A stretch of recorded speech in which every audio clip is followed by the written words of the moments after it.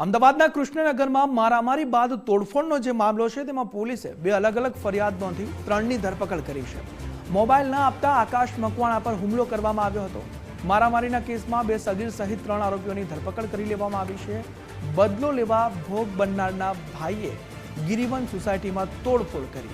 તોડફોડ મામલે હર્ષ પટેલ અને મિહિર મેસરિયા સામે અલગ અલગ ફરિયાદ હવે નોંધવામાં આવી છે અને આ જ મુદ્દે હવે તપાસ તેજ કરી દેવામાં આવી છે।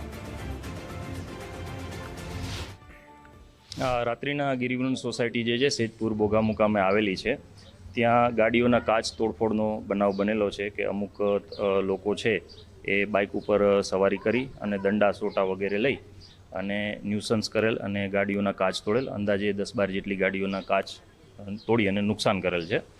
ત્યારબાદ પોલીસ સ્ટેશન જાહેરાત આવેલી આ બાબતની અને જાહેરાત લઈ અને તજવીજ કરવામાં આવે છે। પ્રાથમિક મળતી માહિતી મુજબ કે જે આ તોડફોડ કરનાર વ્યક્તિઓ છે અમુક મોટી ઉંમરના છે, અમુક જુવેનાઇલ છે, નાની ઉંમરના બાળકો છે, 18થી ઓછી ઉંમરના, तो इन्हें पकड़वा माटेनी અને કાયદેસરની કાર્યવાહી કરવા માટેની તજવીજ ચાલુમાં છે। 1:30 बजे के आसपास ये असामाजिक तत्व जो यहाँ पर पूरे विस्तार के अंदर कम से कम 15 से 20 गाड़ियाँ थी, वो लोग डंडे तलवार वगैरह सब लेके आए थे।